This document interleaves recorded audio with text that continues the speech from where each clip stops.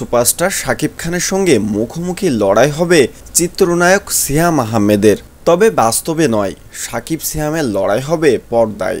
সেপ্টেম্বরে মুক্তি পেতে চলেছে তাদের নতুন দুই সিনেমা। দরদ নিয়ে প্রেক্ষাগৃহে হাজির হচ্ছেন শাকিব খান, অন্যদিকে জঙ্গলি নিয়ে আসছেন সিয়াম আহমেদ।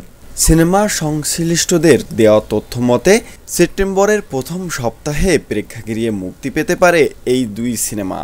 দরদ সিনেমার নির্মাতা অনন্য মামুন আগেই জানিয়েছিলেন ৬ সেপ্টেম্বর দরদ সিনেমাটি মুক্তি পাবে। এদিকে একই মাসে জঙ্গলি মুক্তি দিতে চান ছবির পরিচালক এম রাহিম। তিনি জানিয়েছেন সেপ্টেম্বরে জঙ্গলি আসতে পারে প্রেক্ষাগৃহে, সেভাবেই সব কাজ চলছে।